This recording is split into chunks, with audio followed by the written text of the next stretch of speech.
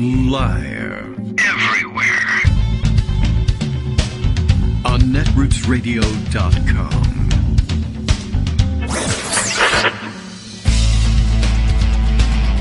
David Waldman. Kagro. In the morning. Now, here's David Waldman. Hey, good morning, everybody. How you doing? How are you doing? I actually am genuinely interested. I don't hear anybody. I hear me. I'm doing fine. How are you? It is Tuesday, September 5th, 2023. Time for another live show. Yesterday was Labor Day.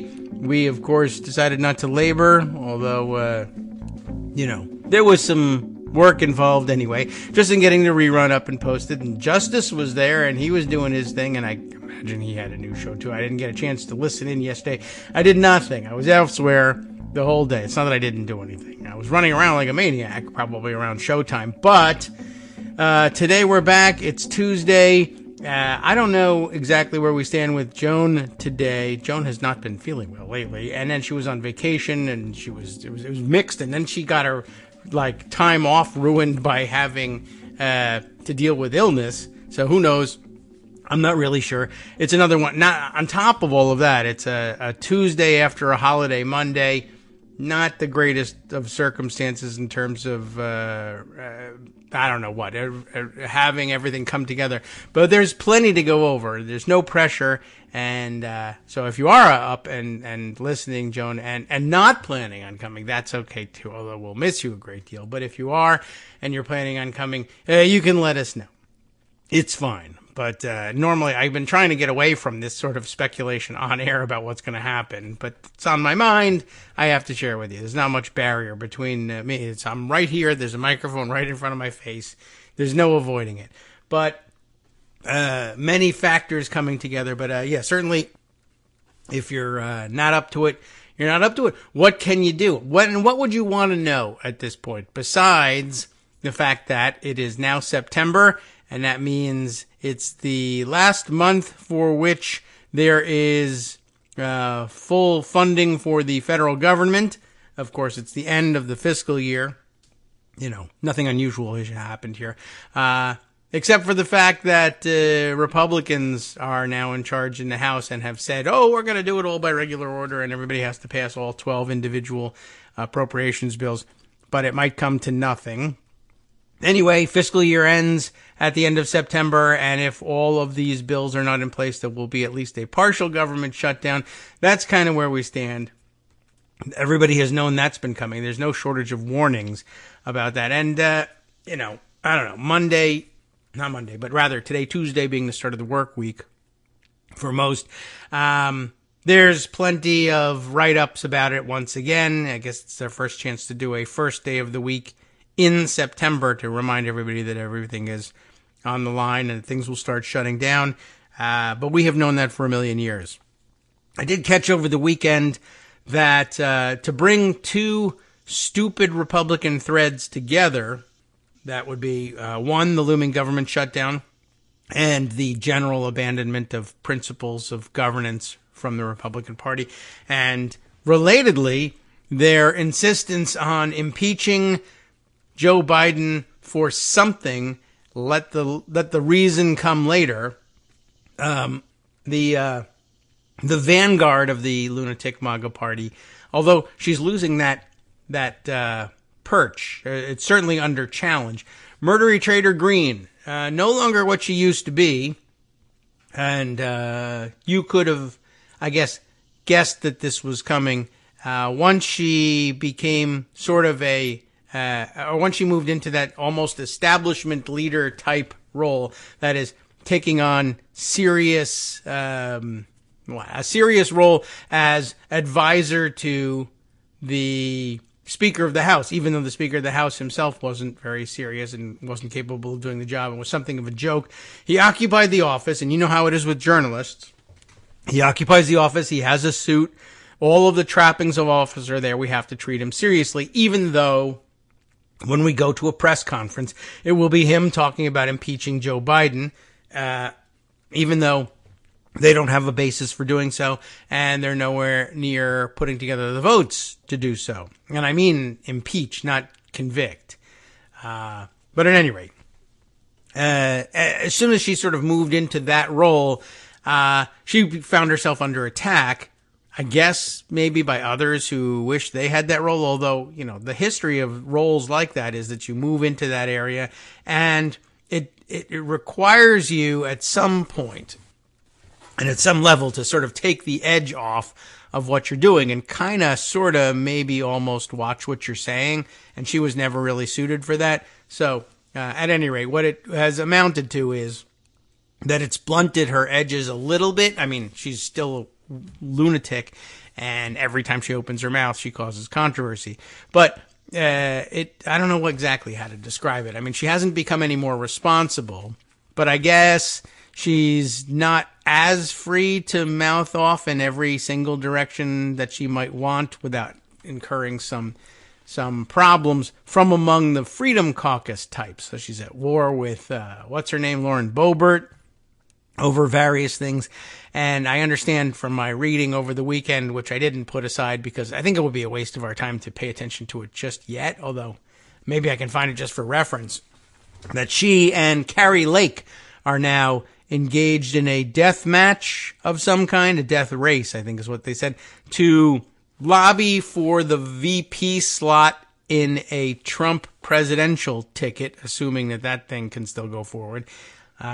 You know, by all measures, polling wise, it can, but I don't know. I guess we all violate the same complaint or commit the same error that the journalists we complain about commit when they start talking about the fact that, well, I mean, you know, normally you look at the polls and you see who's going to win the nomination. And if somebody is polling at 70% and everybody else is in single digits, it's fair game to say this person will be the nominee. However, it's never been the case that person was also under 4 separate indictments, criminal indictments in 4 separate jurisdictions and facing, you know, possible decades in prison if convicted on any one of them.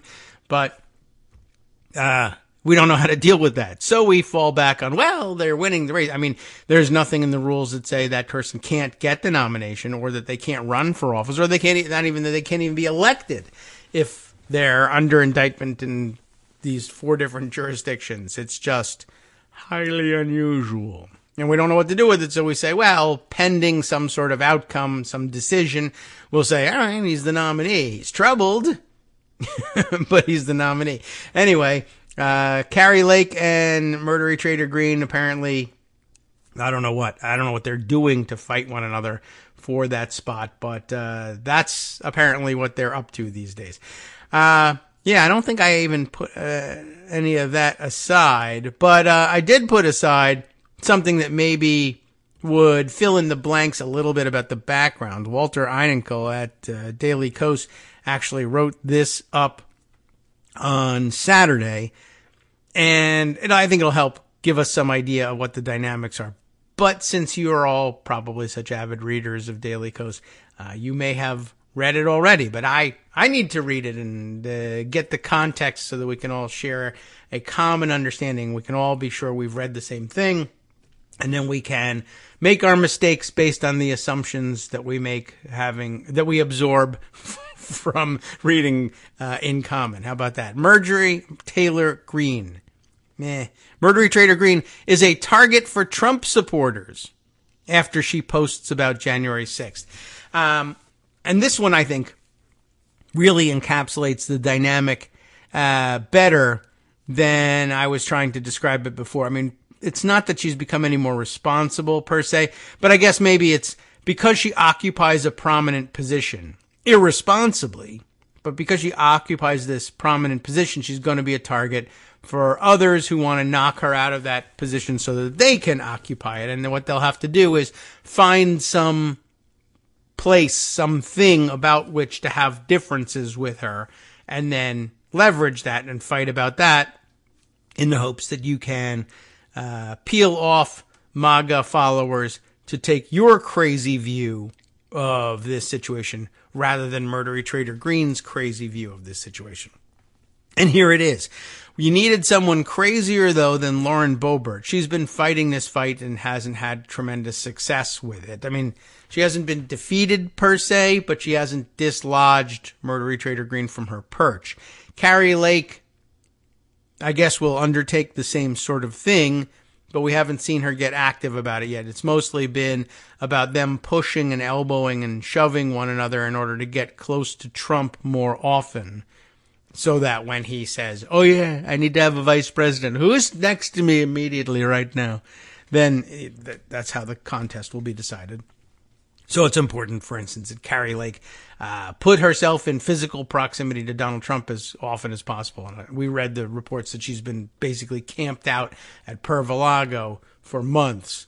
Murdery Trader Greene is not available to do that, so she has to do this kind of campaigning remotely and be on radio, TV, podcast, whatever the medium may be, effusively praising Donald Trump in order to win this spot. But it's not working with somebody even crazier. That's right. They found someone crazier, and it's already somebody that she's been at odds with for several months because they're both lunatics and there's only room for one murdery traitor lunatic at a time, I guess.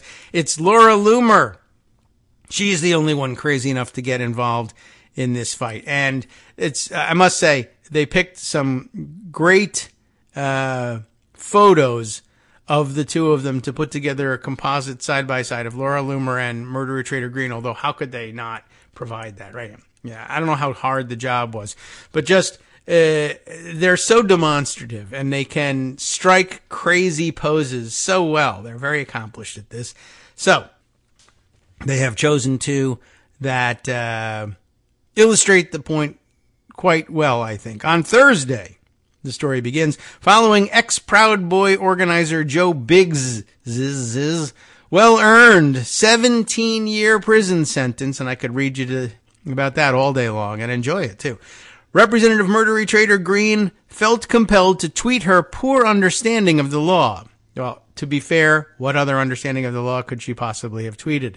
She wrote, if Biggs had pled guilty, and she meant pled guilty. She wrote plead guilty. If Biggs had plead guilty to planning to kill a member of Congress, well, I would have had a suggestion about which member, but I don't know if Biggs would have chosen the same. But she's right in front of your face, if you need a hint. If Biggs had plead guilty to planning to kill a member of Congress, he would only have gotten 3 months, like the man in New York in my case did.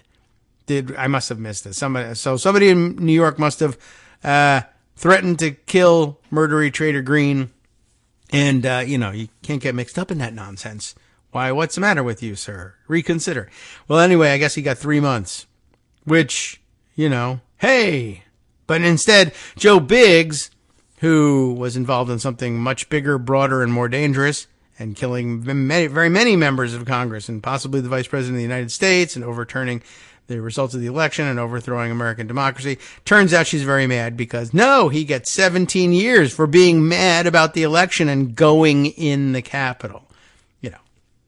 The same Republican play as always, downplaying exactly what happened, coming up with the most ludicrous, minimalist explanation of what happened. I don't understand. It's people just wanted to be successful cotton farmers, and they were invaded by crazy people from the north. Okay, sure. Whatever. Anyway, so she's upset about that, and she blathers on, just figuring that would be routine applause line for the MAGA base. Now, as Walt says, may I call you Walter? Okay. As he says here, that is certainly, what does he say? A reductionist take. That's a good word for it. Reductionist take on someone convicted of seditious conspiracy. But tomato, I get your point. Anti-Muslim bigot, failed congressional candidate, and MAGA luminary, not Murdery Trader Greene, but Laura Loomer, the other anti-Muslim bigot, failed congressional candidate, and MAGA luminary. True, she won election, Murdery Trader Greene did, but that doesn't mean she's not a failed candidate. I mean, let's be honest. Anyway, She's just a failed candidate who happens to have been awarded the seat anyway. But Loomer retweeted a response to Greene's statement, writing, this is where she picks a fight with her. You could have done something about it, but you didn't. That is, that Joe Biggs got convicted and is being now victimized and sent into prison. You could have done something about it, but you didn't. Loomer went on to accuse Greene of doing nothing to fundraise for the Proud Boys Defense Fund, going so far as to say, I know for a fact that his legal team contacted your office and asked for assistance, and you never helped him because they told me, and so did Joe. And Walter comments here, I'm not giddy, you are. So that's the fight. Laura Loomer thinks that somehow things would have come out differently had Murdery Trader Greene fundraised for a alleged Proud Boys Defense Fund. They probably did have one. Of course, whenever Laura Loomer says, I know for a fact, I think I know for a fact that it's not a fact, usually when she says this sort of thing. Anyway, that's the story. That's the fight. This is the latest skirmish in the conservative movement's ongoing civil war, Walter notes, and the two women have some history. I do recall that to be the case. Loomer has been able to ingratiate herself with Donald Trump and has made headlines with rumors that Trump wants her in his campaign. Greene, clearly not a fan of Loomer, has responded by publicly calling Loomer mentally unstable and a documented liar, which usually means she's going to get hired in her office.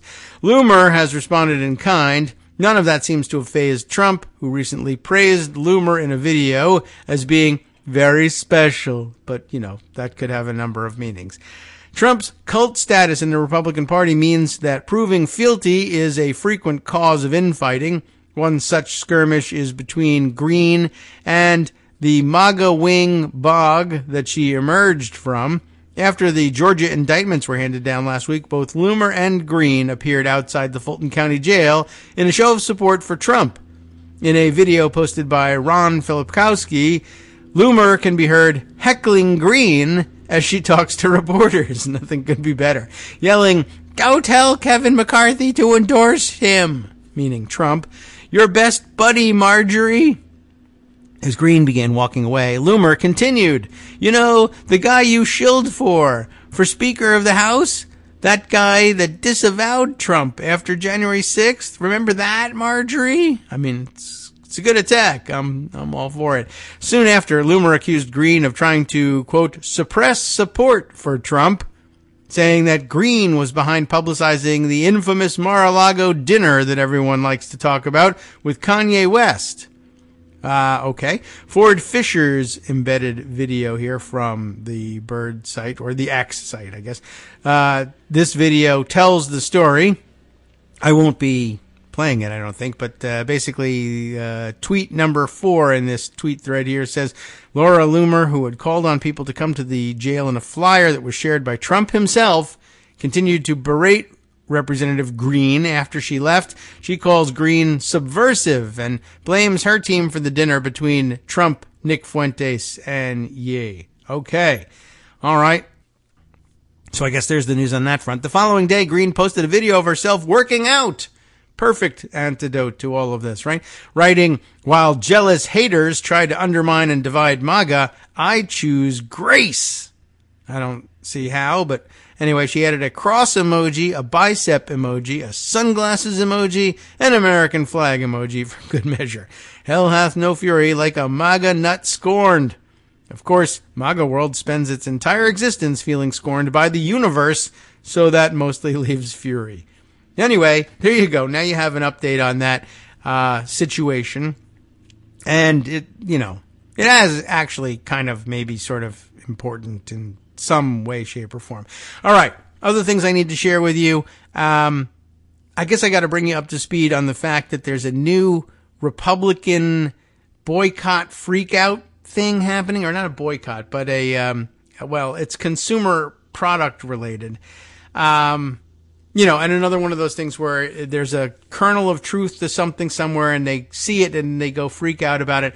And it's now I guess best described as being added to the list of things that Republicans are insisting are going to be forcibly taken away from all Americans by the big bad government driven by the insane socialist dictator, but also feeble-minded, incapable layabout, Joe Biden. And, they try to reduce it to basics here, the sort of things that will scare their MAGA base.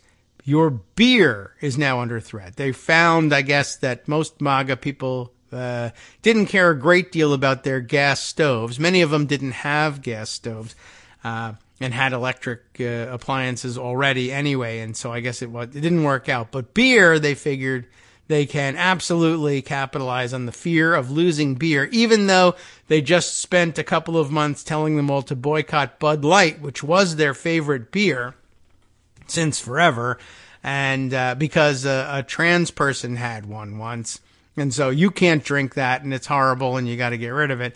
And I think, by the way, one of the upshots of their boycott, they did actually have an effect. I guess it didn't drive Anheuser-Busch into bankruptcy or anything, but I think it had the side effect of making the Modelo line of beers the most popular, the purchase in beerdom, I guess, if that's a thing, which is amazing, but also probably a commentary on changing demographics in the United States anyway, and was probably bound to happen eventually. Although I don't know if I would have guessed that Modelo was the beer that was going to occupy that spot. Anyway, doesn't matter. This is about the latest freak out, and I think I had planned to bring it up at some point. I may even have another article about it in here, but instead we'll jump over to this piece from Talking Points Memo that makes a larger point. That is, if I can get the pop-up out of the way. This is Emin Yushel's listing of, I don't think I've read that name before, but welcome. We'll ponder the pronunciation of your name for years to come, I think. This is a list of household items that Republicans lost their minds over for no reason. Just a reminder of the various things that and there's many, many things on the list, but I think they're limiting it to the last year or so. And beer is the latest one. I think they probably actually explained the beer freakout in here, but let's make sure by reading the piece.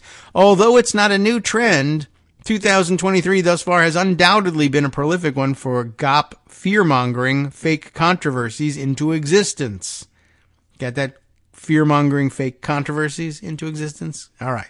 As my colleague David Kurtz described in the latest episode of this, the government is coming after your fill-in-the-blank saga in Morning Memo last week, another TPM product. It's all a bunch of low-rent propaganda and a reflection on the powerful role manufactured outrage plays in conservative circles, but we revel in it nonetheless. Here is, just by way of background, a list of my favorite things MAGA culture warriors claimed the government is coming after in the last year. And that's separate from the list of things that they wanted to boycott. Their boycott list has always been fun and fantastic. And I think, NFL football, Bud Light. Remember Keurig? They were boycotting Keurig. I don't think that was a big product for MAGA people. But what was amazing was they were going out and buying Keurigs to smash on video. I thought that was amazing. Anyway, this is the government is coming to take your blank list. First of all, gas stoves. We all remember that. That's not too far in the past. All hell broke loose in January. Is it that long ago? When a member of the Consumer Product Safety Commission, Richard Trumka Jr., suggested that his agency should consider regulating or even banning gas stoves after a new study at the time found that 12.7% of current childhood asthma in the U.S. is attributable to gas stove use. Trump actually withdrew the short-lived proposal to regulate gas stoves after it failed to gain support from his four fellow commissioners. But it was too late. The gas stove, I've moved to Baltimore. All right.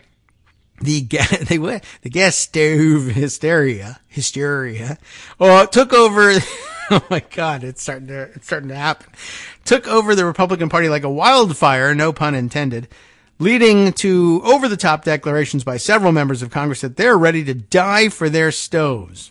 Now, they should put their heads into gas ovens, which is one way of doing it. Anyway, you'll have to pry it from my cold, dead hands, House Freedom Caucus member Representative Matt Gaetz tweeted, posting a video of his dirty stovetop. Yay, glad to have seen that.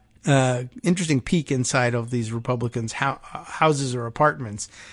Anyway, why would your hands be cold if the stove is lit? And the answer is you're dead, and the answer is you're dead from a gas leak, I guess. All right, and then the best one yet, God's guns, gas stoves. Fellow far-right Representative Jim Jordan proclaimed earlier this year. There's more, and I better hurry up because the break's coming up. Ceiling fans. I missed this one entirely, I think.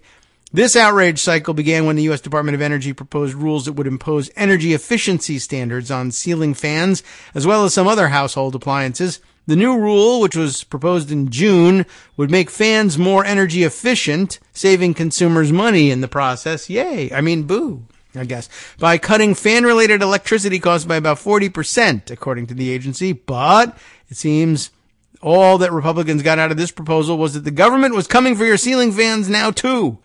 Republicans on the House Small Business Committee pressed Energy Secretary Jennifer Granholm for answers last month. We demand answers about whether or not this something.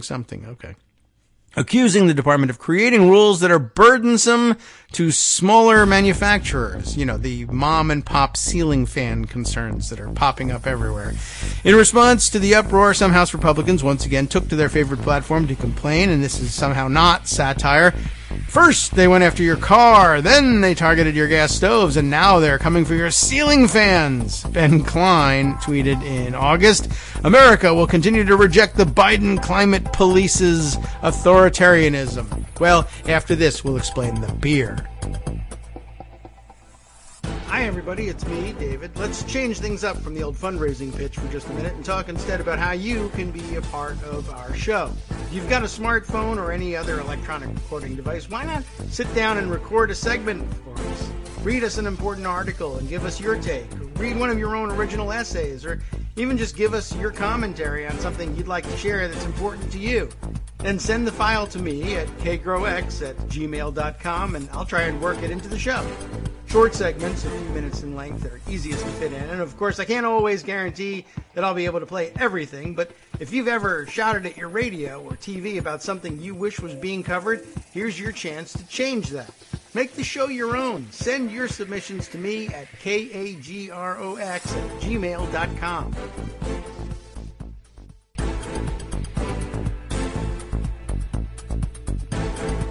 All right, welcome back now to the Kagro in the Morning Show here on Netroots Radio.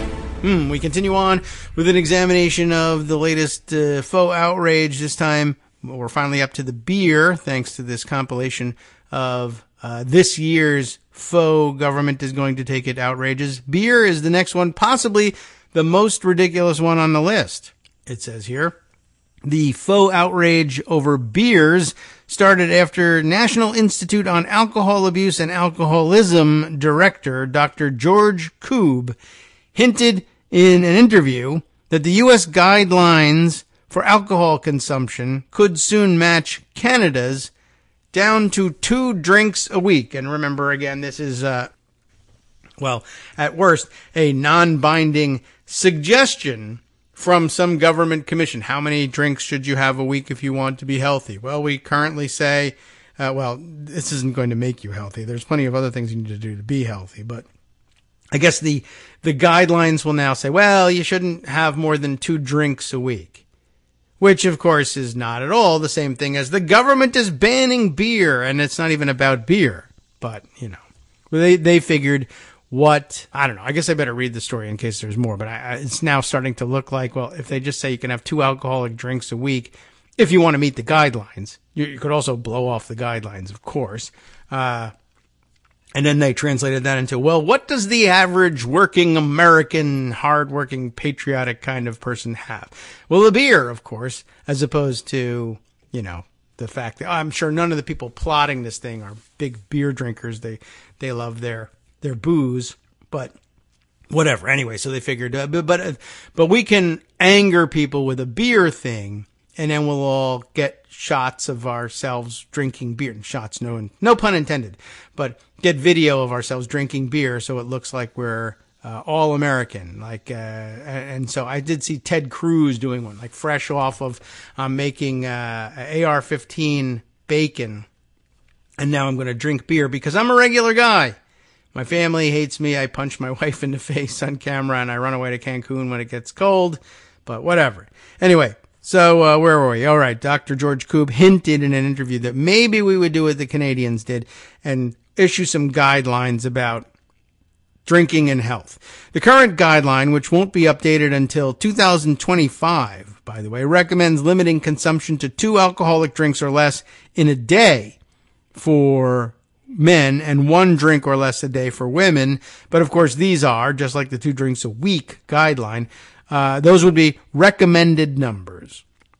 Showcased by Senator Ted Cruz's cringy performative outburst, it seems the recommended part went over some Republicans' heads. But for these guys, ignoring facts is the point.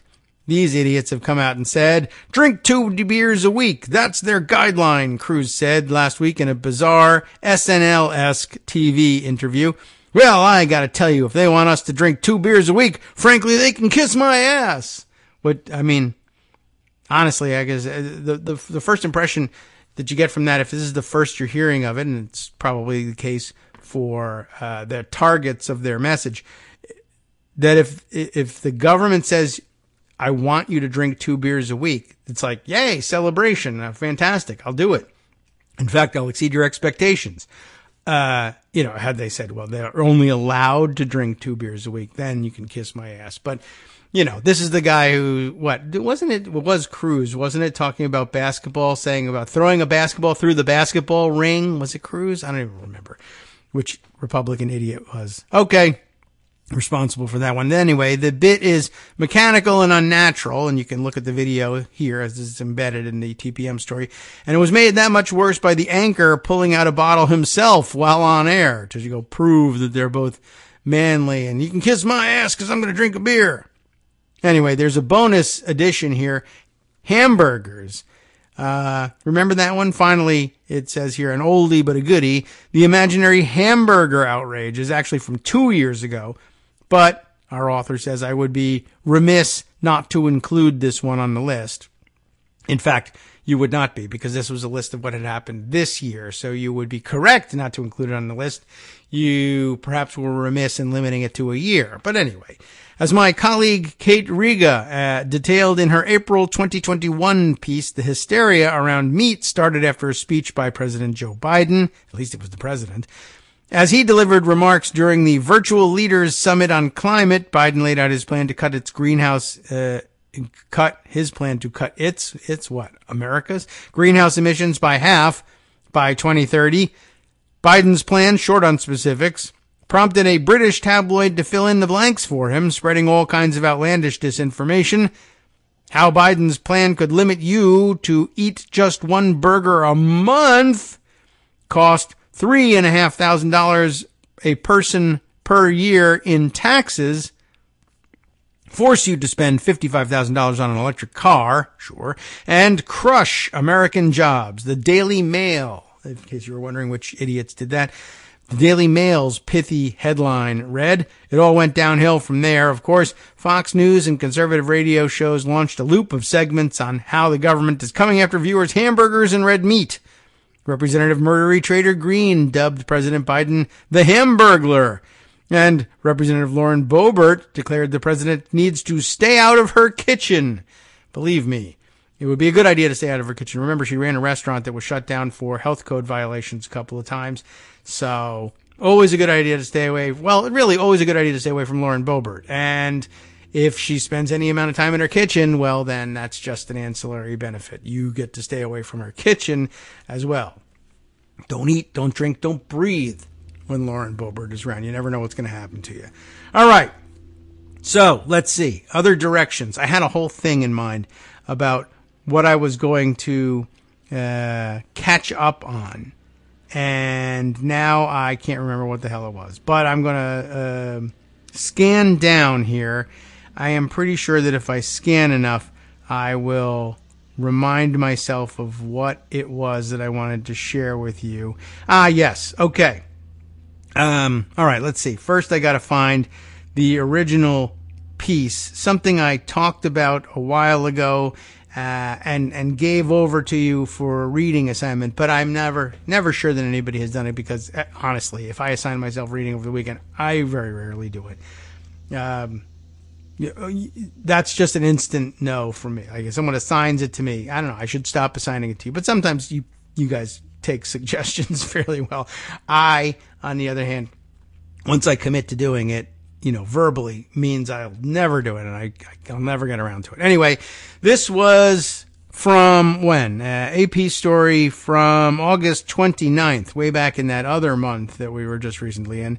And I think this was maybe even a second go-round of the story, although the 29th. All right, well, at any rate, this was conservative groups draw up plan to dismantle the U.S. government and replace it with Trump's vision. This is the, what did they end up calling it? Project 2025. This is, I mean, if you put it this way, it doesn't sound quite so sinister. This is essentially the plan for, well, Trump's running for president again, and it certainly looks like the Republicans will nominate him, and then they have to go through the game of hoping that he'll somehow win. And if he does, we should be prepared for it this time. I mean, we should all be prepared for it, but Republicans this time are saying we should be prepared if he wins, unlike last time when we were caught by surprise because nobody thought he could possibly win. Now we know, hey, weird things can happen, so we should have a plan for what to do when we get in there, and so we put one together. I mean, so from that perspective, it's not that unusual. It's what they're planning to do with it that is weird. And you remember, well, for instance, Steve Bannon is still alive despite all the odds. I mean, Trump too, but he's always had this weird thing about, we're going to, what did he say, dismantle or destroy the administrative state. And then that would kind of mesh with the things that people would say about the so-called deep state. And they're not necessarily the same thing, but there's overlap, and we're angry about both of them. So why not conflate the two? And so they're beginning to actually make plans. Well, how would we destroy it? And then what would we put in its place? And the answer, of course, should be nothing. But instead, they want to create a different administrative state with different administrators, because that would be awesome, as opposed to actually being opposed to having an administrative state like they say they are, but they're not. They just want their own administrative state. They're Gimitarians, after all. So what's the story here? Lisa Mascaro, is the reporter for the AP on this one, and it reads like this. With more than a year to go before the 2024 election, a constellation of conservative organizations is preparing for a possible second White House term for Donald Trump, recruiting thousands of Americans to come to Washington on a mission to dismantle the federal government and replace it with a vision closer to his own. That can also be read as come to Washington on a mission to dislodge federal bureaucrats from their jobs and take them for themselves, and then take the paychecks along with it, and then run things the way they wish they had always been run, except when they screw things up, or they don't know what they're doing, or can't get anything done, etc., etc. All right. Led by the long-established Heritage Foundation think tank and fueled by former Trump administration officials, the far-reaching effort is essentially a government in waiting for the former president's return, or any candidate who aligns with their ideals and can defeat President Joe Biden in 2024. With a nearly 1,000-page Project 2025 handbook and an, quote, army of Americans, the idea is to have the civic infrastructure in place on day one to commandeer, reshape, and do away with what Republicans deride as the deep state bureaucracy, in part by firing as many as 50,000 federal workers and replacing them with 50,000 idiots, which nets you nothing. But anyway, we need to flood the zone with conservatives, said Paul Dans, director of the 2025 Presidential Transition Project and a former Trump administration official who speaks with historical flourish about the undertaking. This is a clarion call to come to Washington, he said. Will be wild. People need to lay down their tools and step aside from their professional life and say, I'm going to Washington to be unprofessional, I guess. Say, this is my lifetime moment to serve. Well, no. And by the way, we already had a clarion call for people to come to Washington. It was called January 6th. They were told it would be wild, and they came to the Capitol and smeared feces all over the wall.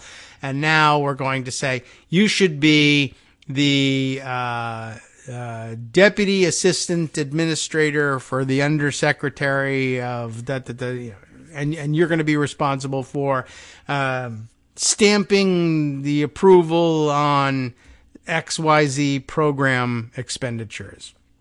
Wow, revolutionary. Well, I just won't do it.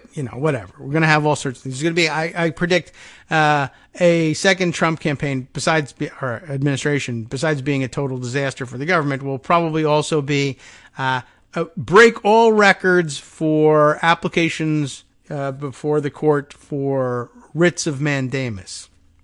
Anyway, and that's just if we survive and we don't nuke a hurricane.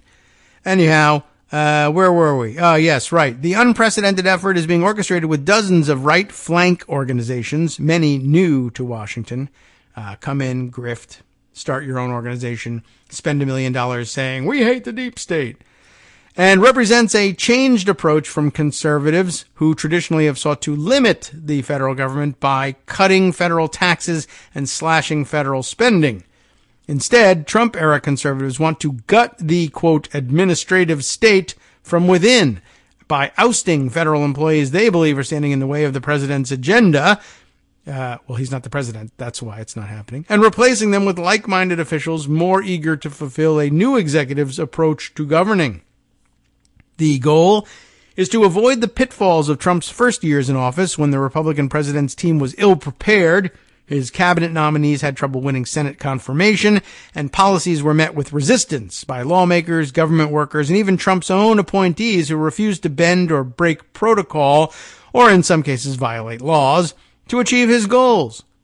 While many of the Project 2025 proposals are inspired by Trump, they are being echoed by GOP rivals like Ron DeSantis and Vivek, as we learned to say, Ramaswamy, and are gaining prominence among other Republicans. And if the Trump team wins a second term, the work from the Heritage Coalition ensures the president will have the personnel, it doesn't ensure it, it just suggests that he will have the personnel to carry forward his unfinished White House business. The president, Day one will be a wrecking ball for the administrative state, said Russ Vought. Remember him? A former Trump administration official involved in the effort who is now president at the conservative Center for Renewing America by wrecking it, apparently. Much of the new president's agenda would be accomplished by reinstating what's called Schedule F. Remember that? A Trump-era executive order that would reclassify tens of thousands of the 2 million federal employees as essentially at-will workers who could more easily be fired. Biden had rescinded the executive order upon taking office in 2021, but Trump and other presidential hopefuls now vow to reinstate it. It frightens me, said Mary Guy, a professor of public administration at the University of Colorado, Denver, who warns the idea would bring a return to a political spoils system. Yes, anyone take history at any point and remember that? Experts argue Schedule F would create chaos in the civil service. And of course, Greg, were he here, would say, but isn't that the point? Yes, it is. Which was overhauled during President Jimmy Carter's administration in an attempt to ensure a professional workforce and end political bias dating from 19th century patronage. As it now stands, just 4,000 members of the federal workforce are considered political appointees who typically change with each administration, but Schedule F could put tens of thousands of career professional jobs at risk. We have a democracy that's at risk of suicide. Schedule F is just one more bullet in the gun, Guy said. though you only need one if it's a suicide. Anyway, the ideas contained in Heritage's coffee table ready book, is it? Are both ambitious and parochial, a mix of long-standing conservative policies and stark, head-turning proposals that gained prominence in the Trump era.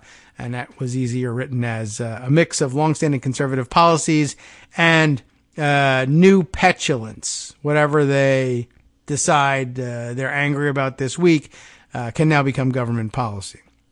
There's a top-to-bottom overhaul of, or so-called, it's in scare quotes, top-to-bottom overhaul of the Department of Justice, particularly curbing its independence, a bad thing apparently, and ending FBI efforts to combat the spread of misinformation. It calls for stepped-up prosecution of anyone providing or distributing abortion pills by mail. That's a top issue, obviously. There are proposals to have the Pentagon abolish its recent diversity, equity, and inclusion initiatives, what the project calls the woke agenda, and reinstate service members discharged for refusing the COVID-19 vaccine. Though I think we're probably doing fine without them. Chapter by chapter, the pages offer a how-to manual for the next president, similar to one Heritage produced 50 years ago ahead of the Ronald Reagan administration. Authored by some of today's most prominent thinkers, they should have used scare quotes there, in the conservative movement, it's often sprinkled with apocalyptic language because the most prominent so-called thinkers in the conservative movements are, in fact, Bible-thumping yahoos who know nothing about governance, and even if they do manage to learn something about governance, they would chuck it out the window in service of their theocratic or theogimitarian agenda, perhaps. Anyway, a chapter written by Trump's former acting Deputy Secretary, where's my acting button? There we are. Deputy Secretary of Homeland Security calls for bolstering the number of political appointees and redeploying office personnel with law enforcement ability into the field to maximize law enforcement capacity. Is that Ken Cuccinelli? It doesn't say. Maybe it'll get to it later. But that's interesting. So once again, we got to get rid of this federal bureaucracy by having more political appointees. We can't weaponize the Department of Justice. Otherwise, when we take over, we're going to have to re-weaponize the Department of Justice and weaponize every other department as well. And once again, every Republican accusation is a confession. Can't put it any more plainly than that.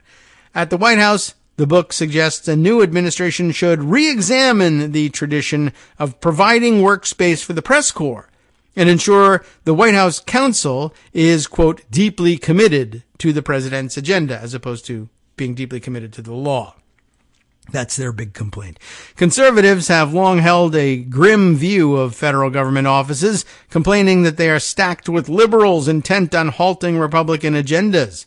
But Doreen Greenwald, the national president of the National Treasury, everything's moved around here. National president of the National Treasury Employees Union, it's national twice, said most federal workers live in the states and are your neighbor, families, friends. Federal employees, they say, are not the enemy. While presidents typically rely on Congress to put policies into place. Does everyone understand what that meant? By the way, it sort of brushed past it. The most federal workers live in the states. Well, they all live in the states. The point is, many people have the mistaken impression that the vast majority of federal employees are concentrated in the Washington, D.C. area and the hinterlands or real America doesn't have any of these people, and so it's okay. We can take out all our wrath against Washington D.C. and all the problems will fall there. The point here is no, many thousands of our federal employees live in all 50 states administering federal programs there, and if you empty out the federal bureaucracy and fire everybody, you're firing your friends, neighbor, families, etc. And maybe they don't care, but more likely they just don't realize it. And now that they realize it, then they'll have the opportunity to just not care. We'll end up in the same place.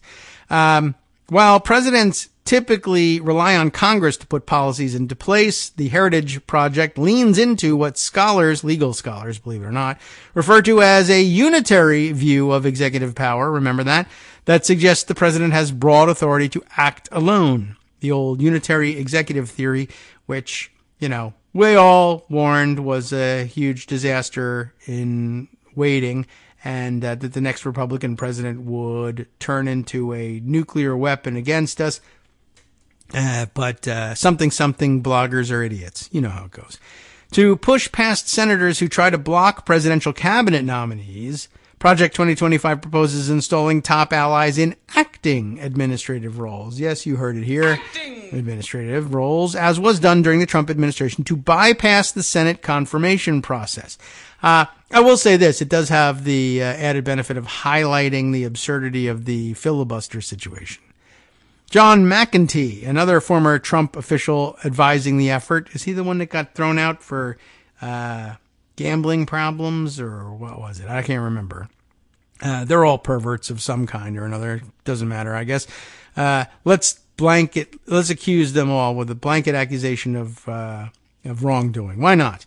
Joan McCarter, another former Trump official advising the effort, said the next administration can, quote, play hardball a little more than we did with Congress. In fact, Congress would see its role diminished. For example, with a proposal to eliminate congressional notification on certain foreign arms sales.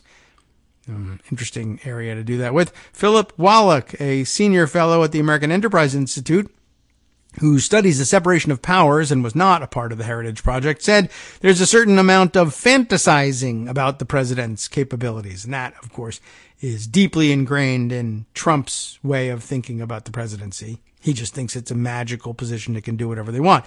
Nuke hurricanes, sell Puerto Rico. What was he going to sell? I can't remember what he was going to sell. He was going to buy Greenland. Was he going to sell Puerto Rico? Well, anyway, some of these visions, they do start to just bleed into some kind of authoritarian fantasies where the president won the election, so he's in charge. So everyone has to do what he says. And that's just not the system of government we live under, he said. But that predates Trump. I mean, I do remember very clearly that during George W. Bush's administration, they kept running around saying, well, commander-in-chief, he has commander-in-chief powers. And we were pointing out, probably even on the radio at that point, well, you're the commander-in-chief of the armed forces. You're not the commander-in-chief of everything in America. But that was actually the outcome of their view of the unitary executive. The unitary executive on steroids is the commander-in-chief theory. And now you've handed the term commander-in-chief to the biggest idiot in the world, and he's going to consciously and purposely conflate what that means and turn it into something, whatever the hell I want it to mean. I want to do a thing, and I'm commander-in-chief, and so therefore I can do it. At the Heritage Office, Dan's has a faded photo on his wall of an earlier era in Washington, with the White House situated almost alone in the city, dirt streets in all directions. It's an image of what conservatives have long desired, a smaller federal government. Except that's not what this is. This is a just more dictatorial federal government with troops dispatched by the president himself to do whatever the hell he says they ought to do, and to hell with the laws. So it's not that the government would have a smaller reach. It would be controlled by a smaller circle of people, but it would be just as big and just as intrusive in your life. That's, pointless to tell them, but we'll be here saying, I told you, from prison. Anyway, the Heritage Coalition is taking its recruitment efforts on the road, crisscrossing America to fill those federal jobs. They staffed the Iowa State Fair this month and signed up hundreds of people, and they're building out a database of potential employees, inviting them to be trained in government operations. It's counterintuitive, Dan's acknowledged, the idea of joining government to shrink it, but he said that's the lesson learned from the Trump days about what's needed to, quote, regain control. And of course, that's not what's needed. And all this is essentially a spoil system. Well, sign up, vote for Trump, and we'll give you a job, essentially. We'll just hand you a job. And if you don't know how to do that job, we'll supposedly train you to do that job. But actually, we won't. and we don't actually want the job done, and we don't actually need this. But now it's no longer about cutting the federal workforce so that we can lower federal expenditures and therefore lower taxes. It's just, let's just give this money to other people as a reward for voting for Trump, I guess. And if they don't know what they're doing, so much the better. We can fire them for savings if we want to, or we can just say, do this thing or you're fired. Anyway. So that's interesting. So now they're out there recruiting to fill those positions so they can campaign on, if you vote for Trump, if Trump wins, we will just hand you cash. And you don't even have to do anything. We don't want you to do anything. Let's see. There's a companion piece here. I would call it a companion piece. I don't know whether anybody else would. But it's too late. I'm already doing it. And it's also too late to start it now that I look at the clock. But I'll tease the next segment by scaring you to death. It's from rightwingwatch.org. And that should always be a scary thing. It begins with a weird quote, but the quote begins to make sense when you read the rest of the headline. The quote is, Jesus wasn't a pacifist, which I'm not certain I would agree with, but I'm not a theologian. Why this quote? Jesus wasn't a pacifist, training Christian minutemen. Christian minutemen, a very scary idea to begin with. But why do we want these Christian minutemen, and what are we training them for? Well, we would be training them to remove domestic enemies from office. That is, how would we implement the Schedule F? What if all these employees just said, hell no, we're not going, and we're going to sue in order to keep our position, or whatever it is, or we're just planting our feet? Well, they've anticipated that, which is amazing. I've never seen them anticipate anything before. But this is, of course, an opportunity to train a bunch of lunatics, or tell them that they're signing up for training. Wouldn't you like to be maybe you wouldn't necessarily want to be the deputy undersecretary's second assistant, whatever. But how about if the training was, you get to murder federal employees so that we can clear them out and give the jobs to serious people who will do what the president wants? Well, that a bunch of lunatics might in fact sign up for, so that's what they're recruiting for. All right, welcome back now to the Kagro in the Morning Show here on Netroots Radio. Let's dive straight into this Right Wing Watch piece by Kyle Mantila. I hope I've got that name pronounced correctly. Jesus wasn't a pacifist. I don't know whether he believes that. That's clearly a quote from someone else. Training Christian minutemen to remove domestic enemies from office. Oh my. That doesn't sound very good. It deserves, let's say, horror dramatic. I mean, we can still joke about it at the moment, but it's getting a little dangerous out there. This is from August 23rd, actually predating the AP article, but clearly they knew that this movement was afoot even before that report. In the wake of former President Donald Trump's loss in the 2020 election, the Elijah Streams program has become increasingly focused on promoting far-right conspiracy theorists and self-proclaimed prophets who resolutely insist that Trump is actually still president. Okay. The most vocal of these guests has been, Elijah Streams, like a live stream like this program. Okay. The most vocal of these guests has been Johnny Enlow, a Trump cultist, QAnon conspiracy theorist, self-proclaimed prophet, and Seven Mountains Dominionist, we have covered that issue, who believes that the United States government should, quote, function as a virtual theocracy. Terrific. Enlow, who is associated with the Dominionist New Apostolic Reformation movement, has made dozens of appearances on the Elijah Streams program, where he has incessantly spread wild conspiracy theories, made untold baseless claims for which there is no evidence. There was an and in there. I just skipped it for some reason. Following Trump's loss, Enlow openly declared that Trump would be justified in imposing martial law and calling for revolution. He would not. But that's what Enlow thinks. On Tuesday, this is a couple of weeks ago, I guess, Enlow served as a guest host on Elijah Streams, where he interviewed Amanda and Henry Hastings, who run a biblically based tactical weapons training program called Shoot, Move, Communicate. What a great name. And hasn't America been crying out for biblically based tactical weapons training? I think so. Anyway, Henry Hastings is a former Special Forces commander, of course. And then, that's the highlight of their lives. And then when they're retired out of it because they're either ancient or what have you, or wounded, I don't know, they seek to live the same lifestyle over and over again, but no one will give them a commission to do it. So they commission themselves as warriors for God. Anyway, Henry Hastings, former Special Forces commander, who transitioned to the ministry until he claims he had a supernatural encounter in which God reportedly told him to start a training camp for modern-day minutemen. The emphasis, of course, on men. Hastings told Enlow that the importance of this type of tactical military training is outlined in the Bible. Show me the Bible where it's okay, I will. So that believers have the skills needed to overtake and destroy those who would threaten freedom. Jesus certainly wasn't a pacifist, Hastings said. If you go to the book of Revelation, and it's always the book of Revelation, and you really get to know who the Lord is, he's definitely not an anti-war pacifist at all. And if you want to go to the Old Covenant, i.e. Testament, I guess, and see how men moved and operated, there were definite enemies.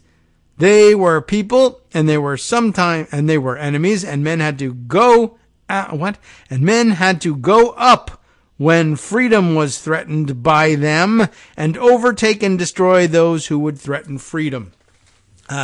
One thing I notice about evangelicals like this, particularly these apocalyptic evangelicals, is they hate grammar. They have their own sort of grammar and their own usage of words, and it's always awkward and stilted and weird to the rest of us. And when you hear that, you should worry.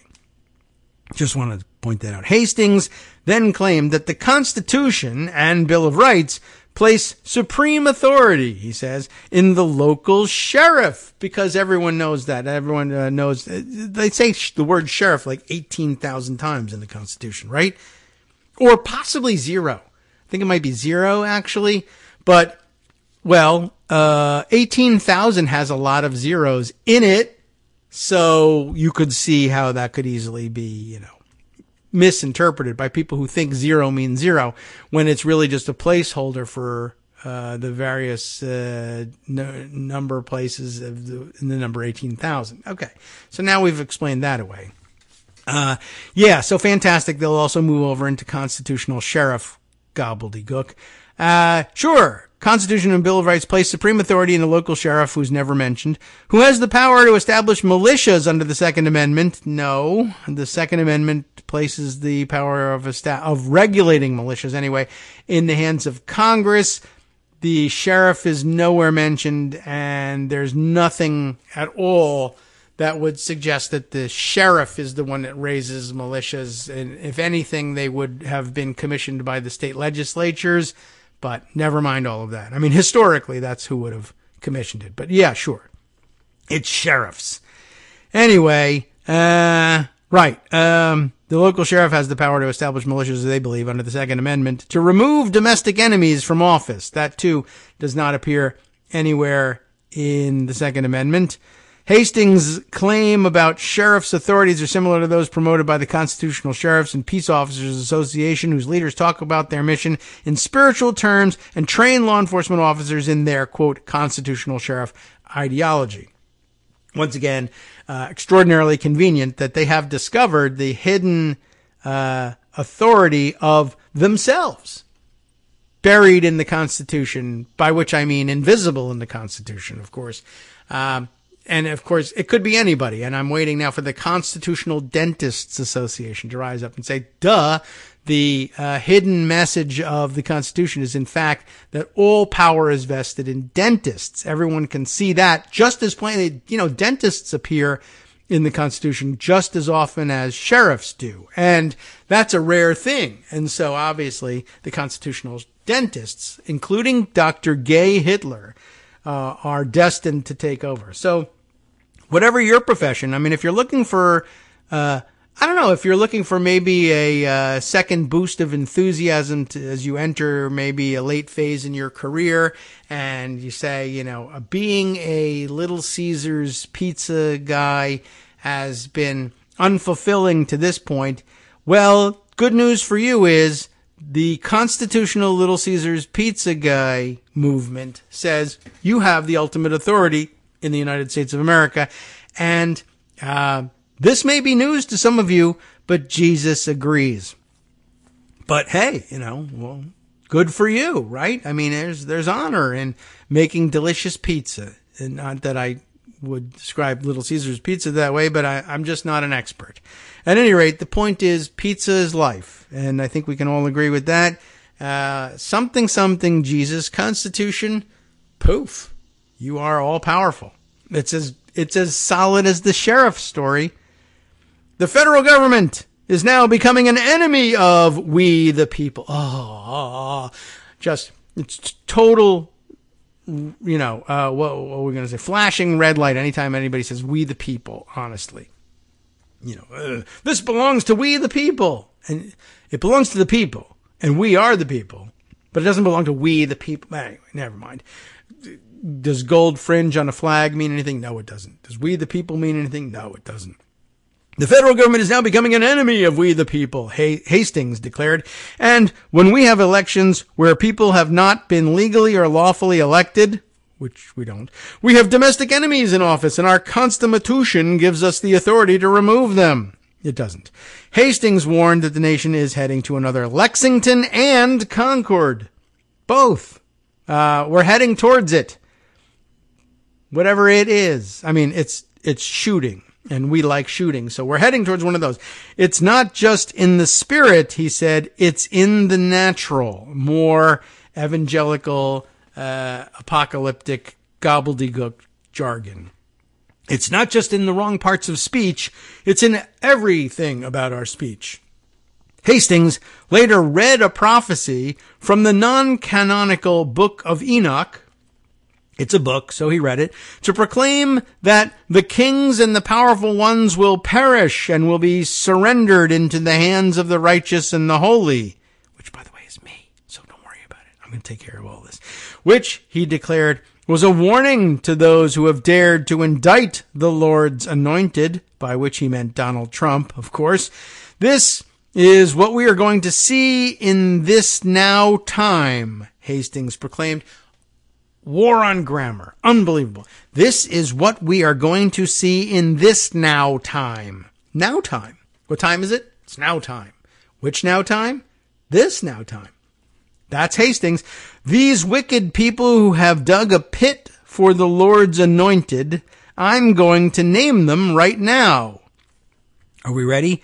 These pit diggers for the Lord's anointed? You'll not be surprised to find out they are Fulton County District Attorney Fonnie Willis, Special Counsel Jack Smith, Manhattan District Attorney Alvin Bragg, Attorney General Merrick Garland, Representative Adam Schiff, and soon to be the Arizona Governor Katie Hobbs, if the state of Arizona files an indictment against the Lord's anointed. Okay, I don't know if that's in the offing, Arizona indicting Trump, but hey, I'm not opposed to it. Anyway, I am telling you, every single one of them will fall into the ditch that they have made. They will fall into the pit that they have dug unless they repent, but time's running out for their repentance. And as you know, every accusation is a confession, and I guess it means they're about to fall into a trench or something, somehow. Anyway, check their crawl spaces and seize their computers. Start right now. While Elijah Streams has constantly served as a platform for outrageous and baseless conspiracy theories, seeing the program openly promote military training to equip far-right Christians with the tactical skills needed to literally forcibly remove their perceived domestic enemies, many of whom were listed by name, is an alarming development. True, I'll agree. That's the end of the article. It might be all you need to know about that particular fantasy. And also remember that their idea of giving people tactical training is, well, here's a gun, point it at this area and shoot, and then they shoot themselves in the feet. So it's not like you can just ignore them, but their tactical training isn't necessarily all that great either. I know we keep coming back to this thing. Well, or they bring us back here every time. Well, we'll have a civil war in this country and we're the ones with the guns and the training. They're not very good. So, there is that, but, that's not all. We shouldn't depend on that to save us. But anyway, well, there you have it. I had mentioned a while back that there was another weird movement on. Did I finally just file the thing away because I decided I would never read it? I can't remember. But I mentioned to you by way of training and such. Ah, yes, right. I guess now that Ken Paxton's impeachment trial is, I think, either imminent or underway down in Texas. I haven't been paying close attention because I just don't think he's going to escape that. But I'm just waiting for the inevitable conclusion. There was this other movement on that was focusing on defending Paxton, but which I think probably has broader application in general. And I never did read the thing aloud, but maybe now is a good time to do so. From the Texas Tribune, Gen Z influencers, quietly recruited by a company with deep GOP ties, not surprisingly, rally to impeached Ken Paxton's aid. They'll soon be looking for a new project, I think. So maybe we need to check in on who these people are, so that if they're mobilized in a different cause shortly after, like, for instance, perhaps recruited to this Schedule F Project 2025 thing, we'll remember them when their names start getting mentioned. After a June gathering in Fort Worth sponsored by a new company, this subheader here reads, the new company is Influenceable. Social media leaders began backing the suspended Texas Attorney General and a controversial human trafficking film, and that will explain the prominence of this film in right-wing lore. It keeps popping up, and we haven't fully explained it. I think maybe this will give us an entree into doing that. Those who favor transparency and political advocacy are concerned because, of course, dark money. Now, and dark everything. Robert Downen is the author of this piece for the Texas Tribune from back on August 14th. I've been waiting this long for this piece. In late June, about a dozen conservative Gen Z influencers converged on Fort Worth for a few days of right-wing networking. They hit local night spots, posed for group photos, and met a far-right Texas billionaire. How could that be? And Donald Trump's former campaign chair. And they took to social media to rally their many followers behind a new controversial film about human trafficking, i.e. a confession of their own human trafficking, before turning their support to impeached Texas Attorney General Ken Paxton. Seems like a losing move, but okay. Anyway, they figured let's open with a loss and get it out of the way. The event was sponsored by a fledgling company, Influenceable LLC, that recruits young conservative social media figures to promote political campaigns and films without disclosing their business relationship. On its website, the company touts itself as the world's largest network of digital activists and offers clients the power to cultivate a community of influencers to leverage their credibility with audiences. Photos from the event show that Influenceable has powerful allies. Among the speakers were Brad Parscale, remember him? Who recently moved to Texas after years running the Trump campaign's digital strategy into the ground, and Tim Dunn, the West Texas oil tycoon who has given tens of millions of dollars to ultra-conservative movements and candidates in Texas, including Paxton. Good job there. Now, Influenceable appears to be recruiting young conservatives to parrot claims that the Attorney General is the victim of a political witch hunt, and more recently, to promote a series of videos alleging that the Texas legislature is secretly controlled by Democrats, intent on destroying Paxton and other conservatives. The company's emergence comes amid Republican initiatives to connect with young Americans who tend to be more supportive of liberal policies. And what could get them off on a better foot than saying everything is completely crazy? We're completely crazy. To the extent that Republicans are finally finding out that Ken Paxton is so corrupt, even we have to vote to get rid of him. Why don't we explain that away by saying, well, they're secretly Democrats, those people. That's the answer. I'm sure everybody will say, yeah, this is great. Well, by the way, you know what's really funny? Nothing. Okay. It's all very serious. But it occurs to me that, as an ultra-conservative, this whole woke agenda, this transgender thing, you can't just simply say that a boy is a girl and a girl is a boy. Rah, yargle bargle, there's truth out there. By the way, the Republicans who are impeaching Ken Paxton, they're really Democrats. Well, you can't just say a Democrat's a Republican and a Republican's a Democrat. Oh yeah, well, we're just turning the tables on you. They identify as Democrats. One, they don't. And two, F you stupid idiots. Enough with the gimmitarianism. But okay, what can you do? Again, every accusation is a confession. They absolutely prove it every time. Back to the story. And while legal experts said Influencible's methods don't appear to run afoul of campaign finance and political advertising rules, because there aren't any, the company has already irked some Republicans, who are really Democrats, who say its approaches are deceptive and harmful to democracy. State Representative Tom Oliverson, is that right? A Republican of Cypress, Texas, who said he may propose new laws, good luck, to strengthen disclosure requirements because of companies like Influenceable, saying they create manufactured outrage. Where have I heard that before? And further polarize the country. He's a Republican, but don't worry, he's secretly a Democrat. It disgusts me, Oliverson said in an interview. It calls into question the value and the validity of their entire message as an influencer. I think they should all be investigated. I think the company should be investigated. And I think all of these influencers should be outed. He may have a point there. But you don't want to team up with the Republicans if you can help it. Dunn, Pascal, and Influenceable representatives did not respond to repeated interview requests. Next up, ties to an anti-woke company. Influenceable is closely linked to another right-wing organization, Today is America Incorporated. Today is America. They may be more war on grammar evangelicals behind this. Today is America Incorporated, a self-described anti-woke social media company that was founded in 2019 by North Carolina brothers Cameron and Liam, Rafizada. Rafizada.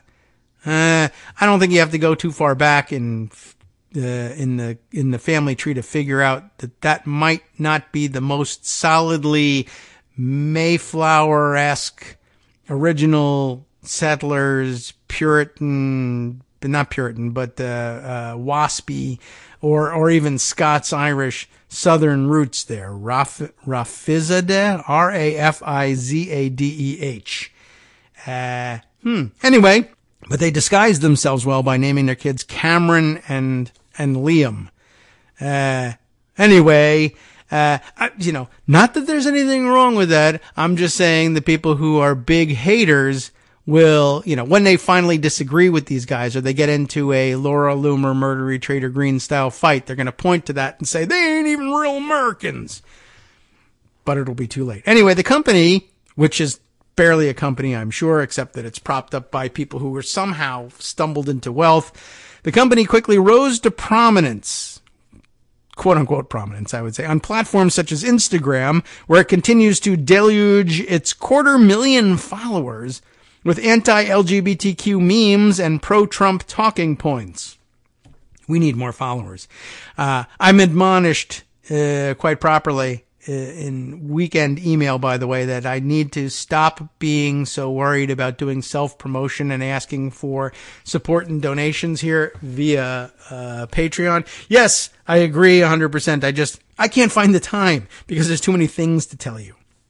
But yes, thanks as always. Oh, and by the way, when I say I was admonished by already signed up and on board supporter via Patreon, Elsie, who has since, in addition to backing up or insisting on the point that we not shy away from fundraising efforts, but seem to reinforce the point by boosting her contribution monthly. Thank you very much, and consider yourself acknowledged and heard on that point. I just have to find ways of becoming more comfortable with working it into the schedule to do this promotion. Donate at Patreon, Patreon.com/KITM. patreon.com/KagroX. You can sign up for monthly support for the program here. It does keep us going. I'm treating it lightly because I need to get back to this article, but it's true.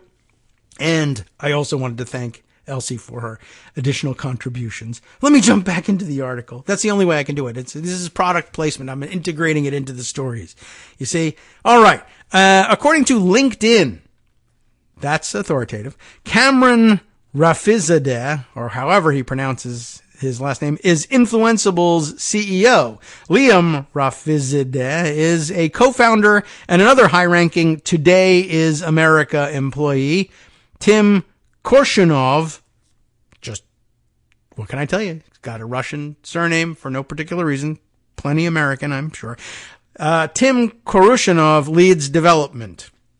Okay, good. Liam Rafizadeh, I have no idea how you pronounce that, also ran the well-known Republican Hype House account on TikTok. Not well known to me, but I'm sure others have seen it, which had 1.2 million followers, 3 of which are real, before it was taken down when the platform targeted misinformation ahead of the 2020 presidential election. New rash of stories say that all of these platforms will be reinstating all these idiots and getting rid of their rules against misinformation ahead of 2024. Anyway, the Rafizadeh brothers, whatever their name is, also attracted the attention of GOP operatives. Business filings for Today is America LLC, one of a few companies associated with the Today is America brand, if it is one, list unsuccessful North Carolina congressional candidate Bo Hines as its CEO. Its chief financial officer is Jason Bowles, who was the campaign treasurer for murdery trader Greene before he joined the campaign of famed fabulist Representative George Santos. Wow, that is a track record. Holy mackerel. Note to self, again, Jason Bowles, Bowles. Keep track of that name. Bowles is also the leader of Heal the Divide, a political action committee backing the presidential campaign of anti-vaccine conspiracy theorist Robert F. Kennedy Jr.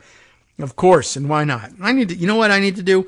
Maybe the failure of our little venture here to raise millions and millions of dollars is we only have one organization, and there needs to be a KITM Foundation LLC, a Kagro is America Today Foundation, and some other gobbledygook. We'll come up with 6 or 7 different things and channel all the money that way. Maybe that will work. Influenceable was first registered in August of 2022 in the infamous Corporation Trust Center. Is that infamous? A one-story building in I see why it's infamous. It's a one-story building in Wilmington, Delaware that some 300,000 corporations, including Google, Apple, and Walmart, have used as a registration address to take advantage of the so-called Delaware loophole that allows them to avoid taxes and many public disclosures. Unitary Executive Joe Biden should take care of business back home for us on that one. Influencible's website touts a partnership with Campaign Nucleus, a company that Pascal began developing 7 years ago. Pascal's digital prowess is legendary. That's the wrong word for it. The San Antonio native spent decades working in marketing before leading the 2016 Trump campaign's digital strategy, his first foray into politics, and playing a key role in Trump's unexpected ascendancy to the Oval Office. As did Russia, who might have had more influence than this idiot did. He served as Trump's campaign manager from February of 2018 until July of 2020 when he was demoted because of what a genius he was. Pascal left the campaign a few months after his wife made, then retracted, domestic violence accusations. You know, it's interesting that a guy like Pascal can mistake Russia's interference in the election for his own genius, and then so very quickly have it demonstrated for him that he either isn't a genius or he certainly doesn't have Trump's trust. He got fired as campaign manager mid-campaign. And then, of course, the campaign lost, and he's still convinced that he's a genius and started 18 different companies. I mean, if he can promote himself and ask for donations, why can't I? And clearly I can. Campaign Nucleus promotes itself as an all-in-one digital ecosystem that cuts out third-party platforms and protects conservatives from cancel culture. Sure. Why not? Stop wasting time using big tech platforms to reach audiences, Campaign Nucleus's website says. Talk to people directly. Sure. Just do that. Anyway, as heat waves strained the Texas power grid last year, Campaign Nucleus reportedly pushed anti-renewable energy talking points favored by oil and gas companies, and Trump's campaign has also reportedly used Campaign Nucleus. Earlier this year, Pascal appears to have moved from Florida to Midland, home to a significant portion of the state's energy industry, as well as Dunn, the oil executive who's spent his millions with him. Hi everybody, it's me, David Waldman. Yes, the same guy who interrupts you all the time. Interrupting you one more time, just to tell you again, another reminder that your contributions are what keep this show on the air, and patreon.com, Patreon.com, is still among the easiest ways to make the sustaining subscription donations that keep us afloat. Are you ready for the pep talk about how our Patreon campaign is still going strong and growing? Well, too bad. Yeah, the plain fact is we actually are headed in the wrong direction, and whereas we once had about 175 monthly patrons, we're now actually down below 150. Time to recruit some more. Not exactly the kind of news I wanted to share, but there it is. For those of you in a position to support the show, Patreon.com does make it easy to make those secure, recurring monthly contributions to do so. Patreon.com/KagroX gets you straight to our donation page. We've been through a lot together. The worst of the pandemic, we hope. The worst of the insurrection, we hope. So go ahead and treat yourself. You don't need an excuse. Give yourself the gift of a little something you enjoy in life. Support the show. And of course, if you happen to prefer using PayPal or even the Square Cash app, we're up and running on those options too. So thanks again, everyone, for all your support. We couldn't, or at least shouldn't, do it without you. Hope you'll be on board soon too. Thanks for all your support.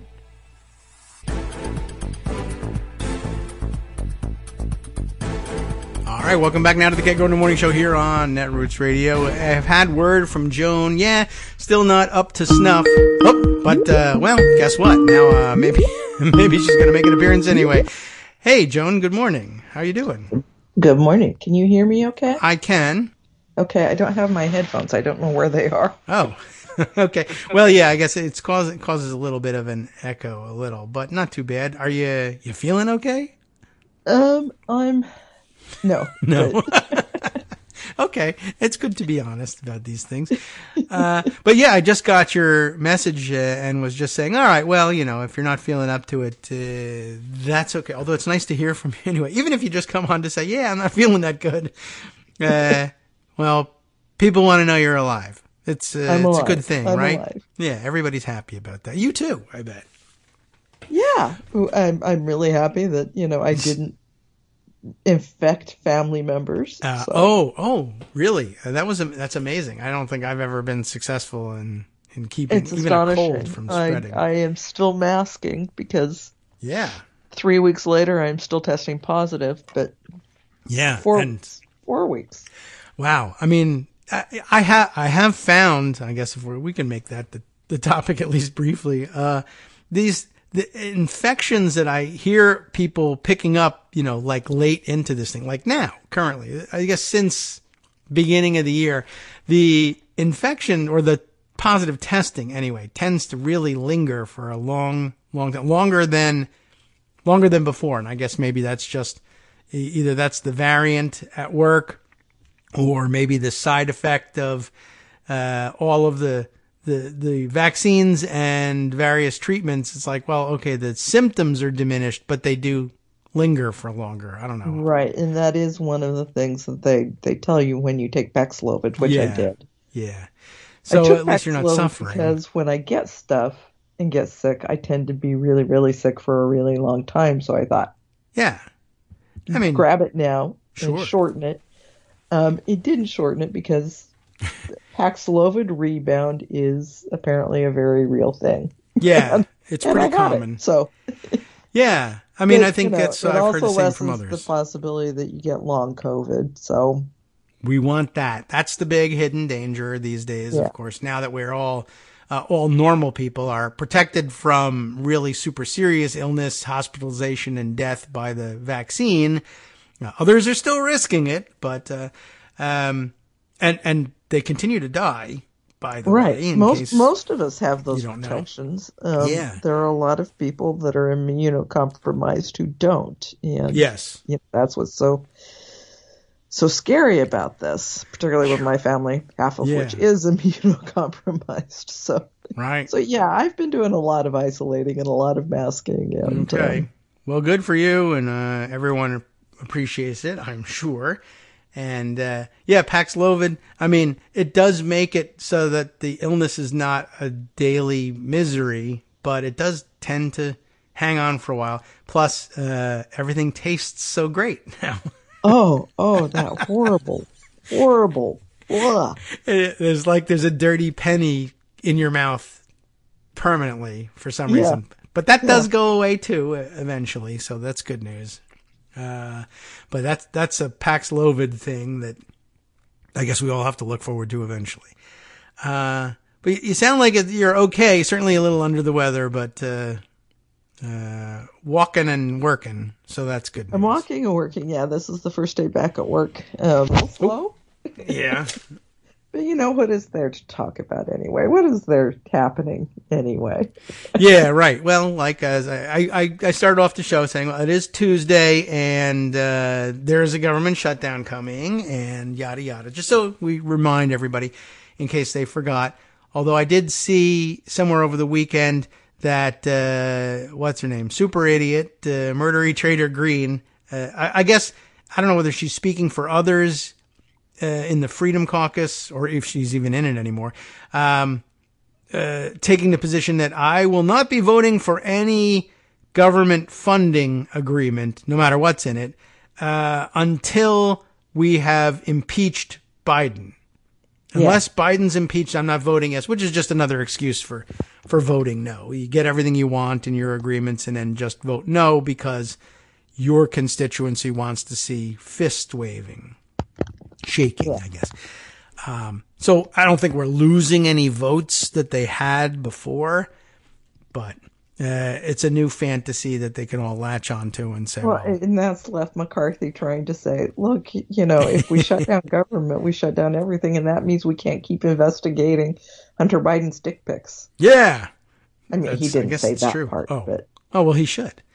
Should just come right straight out. America loves it, apparently. This is what we need to do for... Well, yes, it hurts the American public not to be able to investigate Biden and dick pics. I mean, I guess so, and I guess as long as Congress is... Well, would it shut it down? I mean, I imagine they would have the legislative appropriations either in place or just declare all of their staff essential employees. It's essential that we investigate these pigs. I don't think they haven't done legislative appropriations yet. I mean, okay, here's where we're at. There are the House is not in this week. Senate is. The House is off for another week. Well, they have to investigate. Right. And they're doing that in their own time. 12 legislative days scheduled between now and September 30th. All right. Well, all right. So that'll make things they tight, can add as usual. them, of course. And I don't know whether they will or not, but yeah. I mean, that makes it tight, certainly. I mean, this is no different from every other year, and they have no real intention of getting through it in time. So. No, and well, they've basically all acknowledged that. The White House has said, do a continuing resolution, do a stopgap bill. Yeah. And McCarthy has said, okay, we're going to have to do a stopgap bill. Nobody is thinking that they'll actually have a government funding agreement made by the end of the month. So it's got to be a short-term bill. And this is what Greene is saying she won't do. Oh, I see. Okay. It's hard to tell what she means whenever she says something or how serious she is about it. But I mean, sometimes she just says the wrong words entirely or says the right words and then says, oh, is that terrible? I meant different meanings for all of those words. So, there's really no point in trying to figure out whether she'll vote for continuing resolutions or anything. You'll find out on the day. If McCarthy needs it and she's still on board, then she'll say yes because reasons. If she doesn't... Well, and she's got Chip Roy's coming at it from a different angle. Chip Roy is also saying no CR. He's not going to do a CR. Okay. Because we are funding with debt. Okay. Well, but I mean, regular appropriations is funding with debt. Yeah. So I don't see what the difference is. So, all right. So, So Chip Roy is picking a fight specifically with John Cornyn. Oh, okay. He wants to run for a seat. Cornyn said federal government will shut down in less than a month unless a funding bill is passed. Yes. He's right. 16 legislative days away. True. In the Senate, 12 in the House. The House and Senate are in a completely different universe when it comes to how lawmakers should fund federal agencies in both the short and long term. Well, yeah. And right. So Chip Roy responds to that saying, we shouldn't fund the debt. We shouldn't fund the government with debt.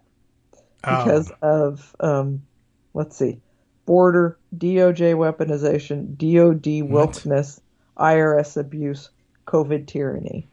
I wish that meant something. COVID tyranny, this is the other thing that's probably going to happen because there isn't funding now and there isn't a requirement of reporting cases. And so we're not knowing exactly what's going on out there, but anecdotally, we're in the middle of a surge. Yes. I can attest to that. It's true. First Lady Jill Biden can attest to that. I will ask her. There are no protections anymore required in the House. So right. The House is, when they come back next week, is probably going to turn into a super spreading event. Awesome.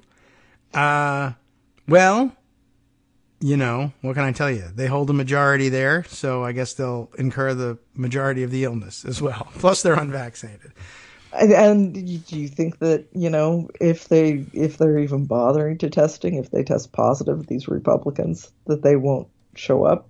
Oh, no, unless, they're looking for an excuse to stay home and watch Netflix, then they'll use that. But if they need votes or they want to show up and rail about something, they can come and do it. I probably cough all over the microphone, and get it done. Yeah, they won't stay away. But speaking of testing, not only is there a lack of reporting, and I've noticed that I continue to look at the reported numbers, and even the reported numbers, which are minimal, are reflecting a surge. Right. But you pointed out states don't have to be doing it anymore. Right. Local health authorities don't have to be doing it anymore, and the funding for doing it has run out too. So that's a pretty good reason not to do it, even if you are inclined to doing it. But even the testing results, I guess, are also somewhat skewed. You were saying, I think I saw you just chatting on social media. It's increasingly difficult to find tests for you to find out that your symptoms are still lingering? I had a really hard time getting tests.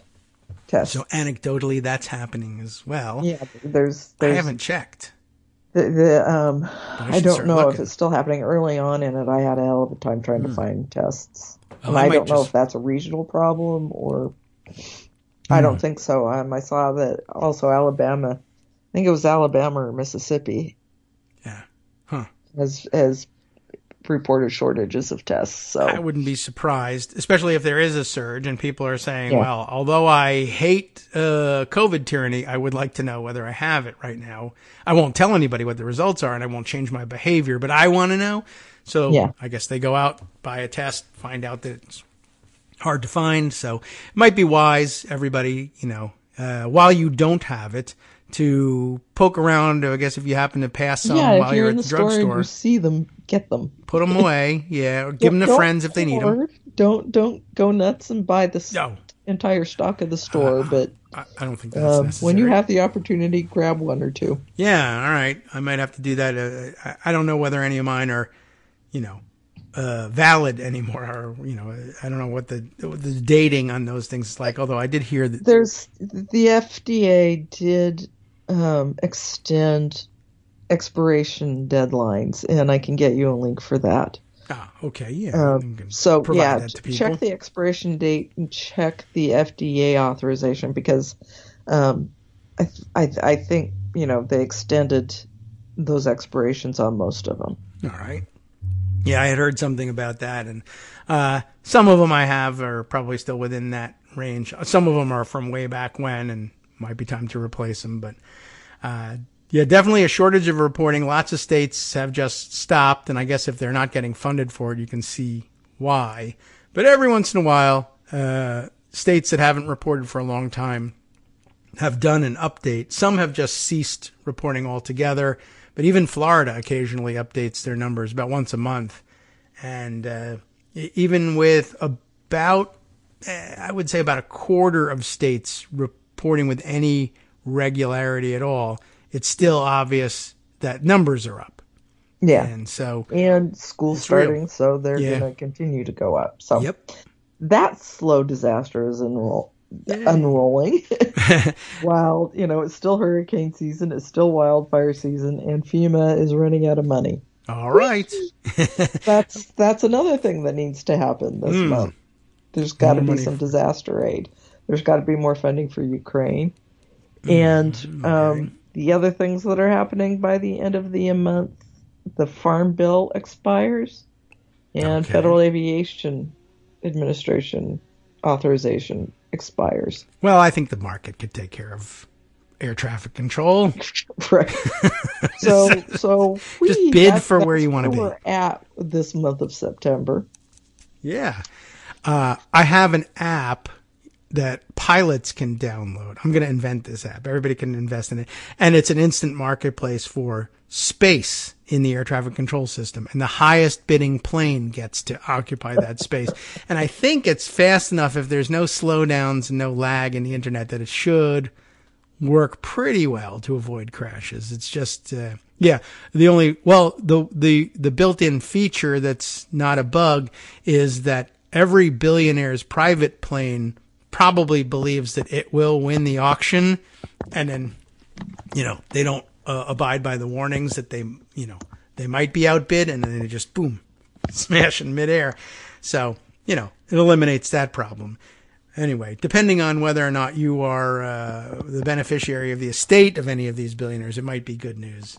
It might not. And if you live underneath where they crash, bad news for you. But I don't know. The market says you could probably instantaneously erect a protective iron dome over your house, and Amazon will deliver it just in time. So tech will save us all. And tech will save us all. Yeah, and I'm just waiting for all of my funding to come through, but all of my funders were at Burning Man, so I'm going to have to wait a little while. Even though they should be able to control their bank accounts remotely. But yeah. Okay. So funding government by the end of the month, for which we have 12 legislative days in common. Yes. Between the two houses, and strategy being driven by Kevin McCarthy and murdery trader Greene. So we're on track. And Chip Roy. Yes, Chip Roy. Who has also been retweeting people who are saying, Chip Roy for speaker. He's been retweeting that even. Yeah. That's interesting. Okay, so that's very open. Yep. And, there's only like 2 or 3 people doing that. Mrs. Roy, I guess, probably one of them. The mom. Yeah, I don't know. Okay. Well, that we have to look forward to.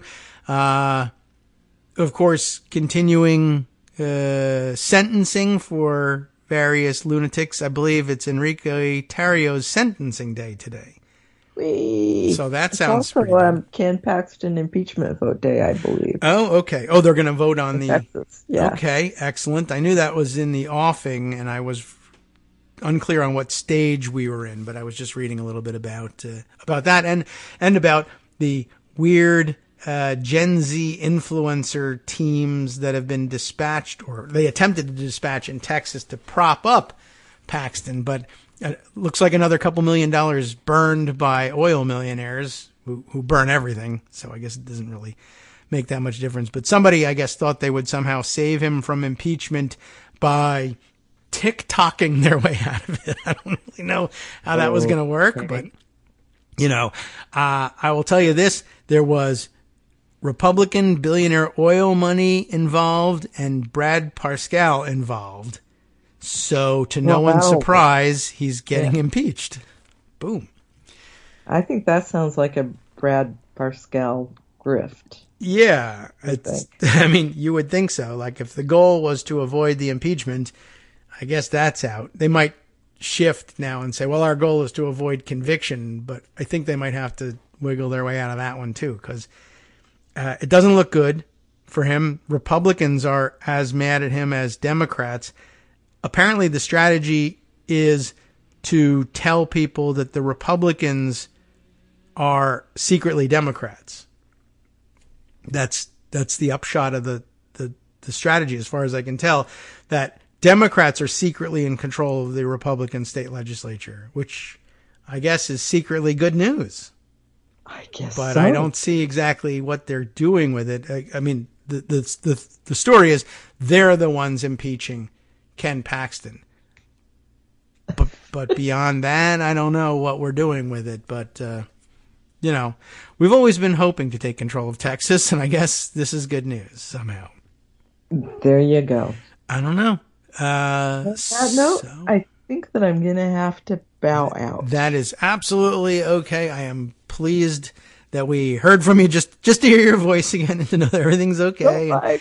Still alive. We'll be watching, and you can hear more in her voice in written form, of course, on the front page of Daily Kos later today. You're still working. You're just running out of steam for talking. I can understand it. That's the case. Well, thanks for stopping by and letting us know. You're welcome. We'll check in with you and follow the stories at Daily Kos, and we'll provide some links to your latest for everybody to read the full background on all of the things Thanks, we're discussing. David. Thank you. Okay, take care. Go ahead, and I'll just jump right straight back to that story we were reading before, because now we've kind of segued back into it. Brilliant work by our own Joan McCarter. They're getting us back on track, talking about what's going on in Texas. Where we left off in that story in the Texas Tribune about the Gen Z influencers. And who the hell are they?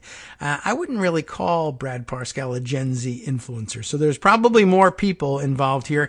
And I think this picture here tips us off as to who we're going to be talking about. Let's jump in and tell you what I'm talking about here. We left off speaking about campaign nucleus, Brad Parscale's latest grift idea, I guess, billing itself as the all-in-one digital ecosystem that cuts out those third-party platforms and tells conservatives that you can be protected from cancel culture. Don't use third-party platforms to reach millions.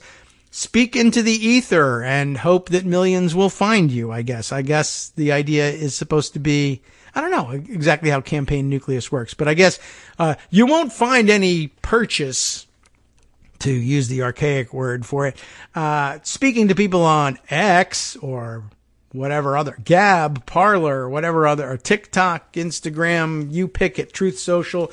Come to Campaign Nucleus and something will happen when you post here, maybe, or we post for you. I'm not certain how they're supposed to be bypassing the third-party ecosystem, but they say you can talk to people directly through Campaign Nucleus, which is, of course, a contradiction in terms. Why not talk to them directly instead of going to Campaign Nucleus? I don't know, but the answer has something to do with you giving Campaign Nucleus money. So, boom, solved. Here's some of the work that they've done, I guess, by way of their proof of concept. As heat waves strained the Texas power grid last year, Campaign Nucleus was out there reportedly pushing anti-renewable energy talking points favored by oil and gas companies, and Trump's campaign has also reportedly used Campaign Nucleus. How? Why? To what end? I don't know. But you can talk directly to people instead of going through these third-party platforms. How? I don't know, but last year I was talking about anti-renewable energy talking points. That does not follow. It doesn't matter. I have a big beard and I'm tall. Give me money. Boom. Done. Earlier this year, Parscale appears to have moved from I think we mentioned this before we spoke to Joan. From Florida to Midland, Texas, which is a home, well, lots of the energy industry is there, but so is a billionaire who pays him lots of money. So he moved nearby so that he could pick up the checks directly, I guess, even though that transfer can be done electronically. They like having dinner together. I'm not certain what's going on. Anyway, Dunn has spent tens of millions of dollars to promote his far-right anti-LGBTQ and religious views, because that's what billionaires do these days. Dunn, Pascal, and Dunn's son, David, who is, among other things, a Christian music artist. Well, they all spoke at the Fort Worth event. That did nothing. According to an Instagram photo posted by Korshunov, remember him, the one with the Russian surname, that were later deleted after the Texas Tribune reached out to Influenceable and Dunn for comment. Are you influenceable? Korshunov wrote in the caption. That's not really a great selling point. Like, are you susceptible to our kind of garbage? Join ourgarbage.com and I don't know what that's interesting. I guess, are you supposed to sign up to read Influenceable, and their way of getting around third-party media is post here instead, a different third party. I don't know. Well-known attendees chimed in. I'm influenced, commented CJ Pearson, a conservative Gen Z activist. There's the one. With more than 440,000 followers on the X platform, formerly known as Twitter, who was at the Fort Worth event. Big influenceable guy, responded Javier de Rousseau, just combining all the various cultures available to us. And Javier is spelled Xavier. Javier de Rousseau. Durousseau. Wow. I'm so amazed to hear that he had attended. Now, he also attended the event, and he works with Pearson. Where do they work? At PragerU, an activist group that pushes alternative educational materials aimed at young conservatives. You may recall having heard that name before, as well as C.J. Pearson's, by the way. PragerU, which was recently allowed to provide curriculum to Florida public schools, despite being unaccredited, because no rules for anybody that we like, did not respond to requests for comment about its relationship with Influenceable or requests to make Durousseau or Pearson available for interviews. Next up, promoting movies and coming to Paxton's defense. That's the agenda for these new influencers. In the weeks after the Fort Worth event, a pattern emerged on many attendees' social media profiles in posts to Instagram, Reels, TikTok, or X. They warned their hundreds of thousands of collective followers about an issue that is, quote, rarely talked about, except every single day, or is being swept under the rug. You'll never believe it. It's human trafficking. I agree. That is rarely talked about. Mm-hmm. They frequently listed misleading statistics about the annual rate of abducted or missing children, sometimes inserting their own conspiracy theories about globalists and Hollywood elites running trafficking rings, aided by, of course, democratic immigration policies. And then they'd pivot to their calls to action, telling followers they could save innocent kids and fight evil liberals by simply going to see a new movie. And this is where this comes in case you haven't heard, or you've heard the name of the movie and you're like, why is every idiot in the world talking about the movie Sound of Freedom? And the answer is because they're being paid to talk about Sound of Freedom and urging others to do the same. So that's how you can take action. Stop human trafficking by direct intervention. How? See a movie. Sounds easy. We'll go do it. The movie tells the story of Operation Underground Railroad, wink wink, and its founder, Tim Ballard, who has for years been condemned by anti-trafficking groups for his flirtation with QAnon conspiracy theories, and probably kids as well, and for his group's methods, which experts say endanger children and interfere with the work of local child protection agencies, because every Republican accusation is a confession. The film's star, Jim Caviezel, remember him, is also a leading QAnon figure who has said he believes that global elites derive their power from adrenaline extracted. Not adrenaline, but it does say adrenaline here, but didn't they have a different word for whatever the substance was? They did. But remember, they're vampire zombies, of course. They derive their power from adrenaline extracted from children as they are raped or tortured, you see, of course. An extreme QAnon theory that borrows heavily from Nazi and other anti-Semitic propaganda, but also, curiously enough, from Monsters Incorporated, apparently, that if you scare the kids, they produce something that can be extracted and used for power. That was actually a Pixar film and not reality, but you know, what you gonna do? Anyway, since leaving the Fort Worth event, Pascal and 9 other attendees posted about Sound of Freedom at least 50 times, often using the same talking points, wink wink, promotional hashtags, and studio quality movie clips, which means it's being distributed by the studio itself, most likely. Time for us to play our music and get out of here, though. As criticism of the movie poured in, many of them alleged that the pushback was part of a sinister and coordinated attack by Democrats and the media, you see. Jeffrey Epstein's name was sometimes invoked. Sound of Freedom exposes the dark realities of human trafficking that are largely ignored by the legacy media, except for our comments every day, and perpetuated by left-wing open border policies, wrote Blake Cressis, maybe. A Fort Worth-based podcaster who previously worked for Jeff Younger, an anti-transgender activist whose unsuccessful 2022 Texas House campaign, was financed by one of Dunn's groups. Liberals, why are you so mad that people are trying to bring awareness to human trafficking? We're not. Is something going on down there? Asked Vince Dow, a guy you'll have to arrest now, a conservative influencer with 196,000 Instagram followers. Why do you want to arrest him? Because every accusation is a confession. That guy's got the child porn on his computer. I can bet you. Anyway, everyone watching this, be sure to go see Sound of Freedom and send them a message. That's the most amazing, out there way of combating child sex trafficking available to them. Go watch a movie and then sit at home and complain about things. So there's lots more to this article. Can't get through it once again, but we're making do. We're making our way through these things, bringing these things to your attention. Time now for Justice Putnam to do the same, but with different material. NetworksRadio.com. You have been listening to Kagro in the Morning with David Waldman. Yeah, he's got some more news for you. 3 military service secretaries have urged Tommy Tuberville to stop blocking senior officer confirmations, but of course he only takes orders that come in Cyrillic. That's a good one. And on the rest of the menu, the U.S. government is eager to restore its powers to keep dangerous chemicals out of extremist hands after Rand Paul objected to renewing, I gotta tell you, the bill authorizing it. Amazing, huh? Stay tuned for more next.